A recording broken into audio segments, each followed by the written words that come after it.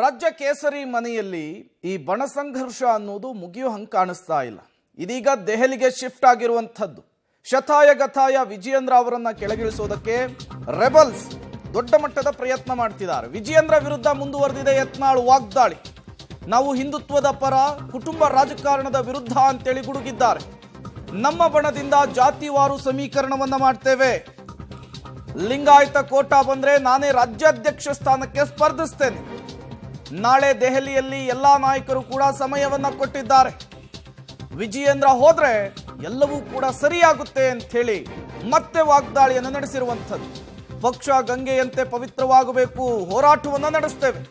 ಖರ್ಗೆ ಜೊತೆಗೆ ವಿಜಯೇಂದ್ರ ಡೀಲ್ ಮಾಡ್ಕೊಂಡಿದ್ದಾರೆ ಅಂತ ಹೇಳಿ ಯತ್ನಾಳ್ ಮತ್ತೊಮ್ಮೆ ಬಿಜೆಪಿಯ ರಾಜ್ಯಾಧ್ಯಕ್ಷ BY ವಿಜಯೇಂದ್ರ ವಿರುದ್ಧ ವಾಚಾಮಗೋಚರ ವಾಗ್ದಾಳಿಯನ್ನು ಮುಂದುವರೆಸಿದ್ದಾರೆ. ನಾನು ಈಗ ದಿಲ್ಲಿಗೆ ಹೋಗ್ತೀನಿ. BY ವಿಜಯೇಂದ್ರ ಅವರು ಒಂದು ಮಾತು ಹೇಳಿದ್ದಾರೆ, 8 ದಿನದಲ್ಲಿ ಮತ್ತೆ ಚುನಾವಣೆ ನಡೆಯುತ್ತೆ, ನಾನೇ ರಾಜ್ಯಾಧ್ಯಕ್ಷನಾಗಿ ಮುಂದುವರಿತಿದೆ ಅಂತಕ್ಕಂಥ ಮಾತು. ಯಾರು ಬೇಡ ಅಂದಾರೆ? ಚುನಾವಣೆ ಆಗಿಲ್ಲಲ್ಲ, ಪ್ರಜಾತಂತ್ರ ಐತ್ರಿ, ಹಂಗೆ ಬಿಡುದಿಲ್ಲ. ಕೈ ಮುಖ ತಡ್ಯಾಡ್ಲಿ ನೋಡ್ರಿ, ಓಟ್ ಹಾಕ್ರಿ.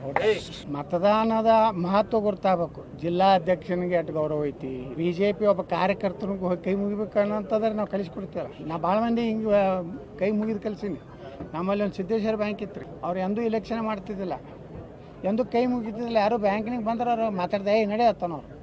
ಮುಂದೆ ನಾ ಇಲೆಕ್ಷನ್ ನಿತ್ಯ, ಒಬ್ಬನೇ ನಿತ್ಯ 92ರಾಗ ಸೋತೆ. ಭಾಳ ಒಂದು 153 ಹೋಟ್ಲೆ ಸೋತೆ. ಆದ್ರೆ ಜನರಲ್ಲಿ ಖುಷಿ ಏನಿತ್ತಂದ್ರೆ ಅವ್ರು ಎಲ್ಲರೂ ಬಂದು ನಮ್ಮ ಮನೆ ತನಕ ಬಂದು ಕೈ ಮುಗಿದ್ರಿ, ನಿಮ್ಮ ಸಲುವಾಗಿ ಅಂತೇಳಿ ನೀವು ನಿಂತಿದ್ದಕ್ಕೆ. ಮುಂದೆ 94ರಾಗ ನಾನು ಮತ್ತೆ ಬ್ಯಾಂಕಿಗೆ ನಿತ್ಯ ಆರಿಸಿ ಬಂದೆ, 7ನೇ ನಂಬರ್ ಬಂದೆ. ಮುಂದೆ ನಾನೇ ನಂಬರ್ 1 3 ಸಲ ಆರಿಸಿ ಬಂದೆ. ಅಲ್ಲಿ ಮುಂದೆ ನಾನೇ ಬಿಟ್ಟು ಸಿದ್ಧಿಸ್ರಿ ಸ್ಥಾಪನೆ. ಅದಕ್ಕೆ ಚುನಾವಣೆ ಆಗಲಿ, ಜನರ ಮುಂದೆ ನಾವು ಏನು ವಿಷಯ ನಮ್ಮ ಕಾರ್ಯಕರ್ತರ ಮುಂದೆ ಇಡೋದು ಇಡ್ತೀವಿ, ಅವರು ಇಡೋದು ಇಡ್ತೀವಿ. ನಮ್ಮ ಬಣದಿಂದ ಜಾತಿವಾರ ಯಾರಿಗೆ ಪಕ್ಷ ಹಿಂದುಳಿದವ್ರು ಮಾಡಿದ್ರೆ ಇವರು, ದಲಿತರು ಮಾಡಿದ್ರೆ ಇವರು, ಲಿಂಗಾಯತರಾದ್ರೆ ಇವರು, ಹಿಂಗೊಂದು ನಾವು ಕೋಷ್ಟಕ್ಕೆ ಹಾಕ್ಕೊಂಡಿವಿ. ಅದ್ರ ಪ್ರಕಾರ ಮಾಡ್ತೀವಿ. ಯಾರತ್ತ ನಾವು ನಾನೇ ತನ ಹೇಳೋದಿಲ್ಲ. ನಮ್ಮ ಜಾತಿ ಸಮೀಕರಣ ಮಾಡಿ ಎಲ್ಲ ಸಮುದಾಯದವ್ರಿಗೆ ಈಗೆಲ್ಲಪ್ಪ ನಾವು SC ಜನಾಂಗದವ್ರು ಮಾಡಬೇಕಾಗೈತೆ ಅಂದ್ರೆ ರಾಜ್ಯಾಧ್ಯಕ್ಷ ಅಂದರೆ ಎಸ್ ಇವ್ರು ಮಾಡಿ. ಲಿಂಗಾಯತ ಹಿಂದೂ ಕೋಟಾ ಬೇಕಂದ್ರೆ ಐ ಆಮ್ ರೆಡಿ. ನಾಳೆ ನಾನು ಹೇಳ್ತೇನೆ, ನನ್ನ ಮಗನೂ ಒಂದು ಕಡೆ ನಿಂದಿರ್ಸ್ತೀನಿ, ನಾನು ನನ್ನ ಮಗನ ತಯಾರು ಮಾಡ್ತೀನಿ. ಕುಟುಂಬ ರಾಜಕಾರಣ ಬೇಡತಿರಲ್ಲ, ಇವತ್ತು ನಾನಂತರೂ ಮಾಡಿಲ್ಲ. ನೀವು ಇವನೇ ಮತ್ತೆ ಅಧ್ಯಕ್ಷ ಮಾಡಿದ್ರೆ ನಾಳೆ ಹೇಳ್ತೇನೆ ನನ್ನ ಮಗುಗೂ ಒಂದು ಕ್ಷೇತ್ರ ಕೊಡೋಪ್ಪ. ಯಾಕಂದ್ರೆ ನಿನ್ನ ಮನೆಗೆ 3 ಮಂದಿ ಅದಾರ. ಭ್ರಷ್ಟಾಚಾರ ಇದ್ರು ನಡೀತೈತೆ ಅಂದಾಗ ಎಸ್ ಮುಂದೆ ಭ್ರಷ್ಟಾಚಾರ ಚಾಲು ಮಾಡ್ತೀವಿ. ಹಿಂದುತ್ವ ಬೇಡಪ್ಪ, ಆಕಳ ಕಡೆಯವ್ರ ಕಡೀರಿ, ಹಿಂದೂಗಳ ಕಾರ್ಯಕರ್ತ ಹೊಡೆಯವ್ರು ನಾವು ಕುರ್ಚಿ ಮ್ಯಾಗ ಆರಾಮ್ ಕೊಂಡಿರ್ತೀವಿ ಅಂದ್ರೆ ಕಠಿಣ ಕ್ರಮ ಕೈಗೊಳ್ಳಲಾಗೋದು ತಿಳ್ಕೊತ ಹೋಗ್ತೀವಿ. ನಾವು ಏನಾರ ಹಿಂದೂಗಳು ಹೊಡೆದಾರೆ, ಹೌದು ಕಠಿಣ ಕ್ರಮ ಕೈಗೊಳ್ತೀವಿ. ಅದಕ್ಕೆ ಹೇಳಿದೆ ಗೃಹ ಮಂತ್ರಿಗೆ, ಅದಕ್ಕೆ ದಿವಸ ಹೋಗಿ ಕಡೆ ಅರಣ್ಯ ಮಂತ್ರಿ ಆಗಿ ನೀವು ಗೃಹ ಮಂತ್ರಿ ಆಗ್ಲಿಕ್ಕೆ ಉಪಯೋಗ ಇಲ್ಲ ಅಂತ ಹೇಳಿದೆ. ಯಾಕೆ ವಿಚಾರ ಮಾಡ್ತೀರಿ, ಗಾಬರಿ ಆಗ್ಬೇಡ್ರಿ. ನಾವು ಅಷ್ಟು ಪ್ಲಾನ್ ಇಲ್ಲಾರ್ದು ಹೋಗ್ತೀವಿ, ನಾವು ಹುಚ್ಚದೀವಿ. ನಾವು 30 ನಾನು ಯಡಿಯೂರಪ್ಪನ ಸಮಕಾಲಿಲ್ಲ ರೀ. ಅನಂತಕುಮಾರ್ ನಮ್ಮ ಪಾಪ ಈ ರಾಜ್ಯದಾಗ ಬಿಜೆಪಿಗೆ ಒಂದು ನೆಲೆ ಕೊಟ್ಟವ್ರು ಅನಂತಕುಮಾರ್, DB ಶಿವಪ್ಪ, ಮಲ್ಲಿಕಾರ್ಜುನಯ್ಯ, ಎಂತಿಂತ ಪುಣ್ಯಾತ್ಮರು ಏನೇನು ಪಾರ್ಟಿ ಕಟ್ಟಾರಿ. ಬರೀ ನೀವು ಹಳ್ಳಿ ಮಿಳ್ಳಿ, ರಾಜ ಹುಲಿ, ಬೆಲ್ಟದ ಹುಲಿ, ಆ ಹುಲಿ, ಸಂದ್ರ್ಯಾನಿ ಇಲ್ಲಿ ಅಂತ ಹೊಡೆದೇ ಹೊಡಿತೀರಿ ನೀವು. ಟಿವಿಯವ್ರು ಏನು ಶಾರ್ಟ್ ಅಂದ್ರೆ ವಿಜಯೇಂದ್ರ ಹೋದ್ರೆ ಎಲ್ಲ ಶಾರ್ಟ್ ಆಗ್ತಾವೆ. ಇಲ್ಲಿ ಒಬ್ಬ ಗುತ್ತಿಗೆದಾರನ ಆತ್ಮಹತ್ಯೆ ಮಾಡ್ಕೊಂಡ, ಆಯ್ತಲ್ರಿ. ಅದಕ್ಕೆ ರಾಜ್ಯಾಧ್ಯಕ್ಷ ಬಂದೇನ್ರಿ, 15-20 ಸಾವಿರ ಜನ ಸೇರಿಸ್ತೀವಿ ನಾವು, ಉಗ್ರ ಹೋರಾಟ ಮಾಡ್ತೀವಿ. ಖರ್ಗೆರ ಮನೆ ಮುಂದೆ ಯಾಕೆ ಬರಲಿಲ್ಲ? ಇದು ಈ ರಾಜ್ಯದ ಜನರಿಗೆ ನೀವು ಹೇಳ್ರಿ. ಯತ್ನಾಳ್ ಅವರು ಕುಟುಂಬ ರಾಜಕಾರಣದ ಬಗ್ಗೆ ಮಾತನಾಡ್ತಾ ಇದ್ದಾರೆ. ಅವರ ಬಣದಲ್ಲಿರುವಂತಹ ಬಹುತೇಕರೆಲ್ಲರೂ ಕೂಡ ಕುಟುಂಬ ರಾಜಕಾರಣವನ್ನು ಅನುಸರಿಸ್ತಾ ಇರೋರೆ. ರಮೇಶ್ ಜಾರಕಿಹೊಳಿ ಆಗಿರ್ಬೋದು, ಕುಮಾರ್ ಬಂಗಾರಪ್ಪ ಆಗಿರಬಹುದು, ಅರವಿಂದ್ ಲಿಂಬಾವಳಿ ಆಗಿರಬಹುದು. ನೋಡೋಣ, ವರಿಷ್ಠರ ಗಮನಕ್ಕೆ ತರ್ತೀವಿ ಅಂತ ಹೇಳಿದ್ದಾರೆ, ಎಲ್ಲಿಗೆ ಹೋಗಿ ನಿಲ್ಲುತ್ತೆ ಅಂತ ಹೇಳಿ. ಮತ್ತಷ್ಟು ಡೀಟೇಲ್ಸನ್ನು ಕೊಡ್ತಾರೆ ಪ್ರವೀಣ್ ರೆಡ್ಡಿ, ನೇರ ಸಂಪರ್ಕದಲ್ಲಿ ಜಾಯ್ನ್ ಆಗಿದ್ದಾರೆ. ಪ್ರವೀಣ್ ರೆಡ್ಡಿ, ಈಗ ರಾಜ್ಯ ಬಿಜೆಪಿಯ ಬಣ ಸಂಘರ್ಷ ದೆಹಲಿಗೆ ಶಿಫ್ಟ್ ಆಗಿರುವಂಥದ್ದು, ವರಿಷ್ಠರ ಅಂಗಳದಲ್ಲಿ ಚೆಂಡಿರುವಂಥದ್ದು.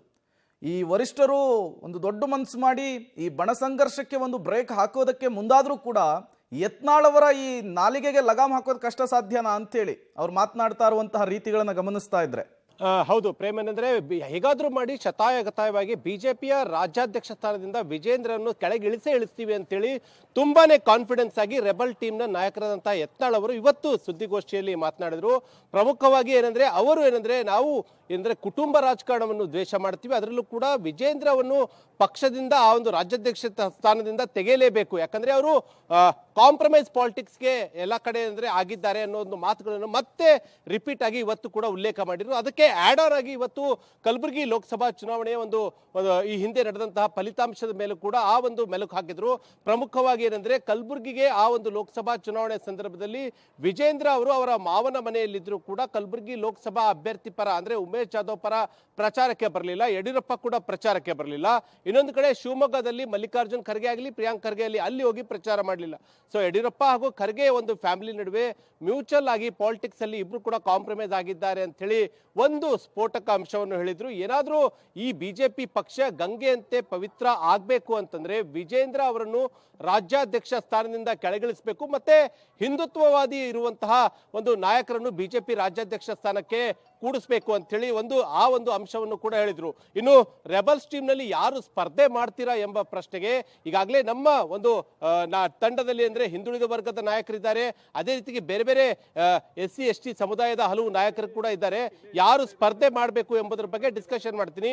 ಒಂದು ವೇಳೆ ಹಿಂದುತ್ವ ಮತ್ತು ಲಿಂಗಾಯತ ಕೋಟಾ ಏನಾದ್ರು ಬಂದಿದ್ದೇ ಆದ್ರೆ ನಾನೇ ವಿಜೇಂದ್ರ ವಿರುದ್ಧ ನೇರವಾಗಿ ರಾಜ್ಯಾಧ್ಯಕ್ಷ ಸ್ಥಾನಕ್ಕೆ ಸ್ಪರ್ಧೆ ಮಾಡುವುದಾಗಿ ಏನಂದ್ರೆ ಯತ್ನಾಳ್ ಅವರು ಇವತ್ತು ಮತ್ತೆ ಪುನರ್ ಉಚ್ಚಾರ ಮಾಡಿದ್ದಾರೆ.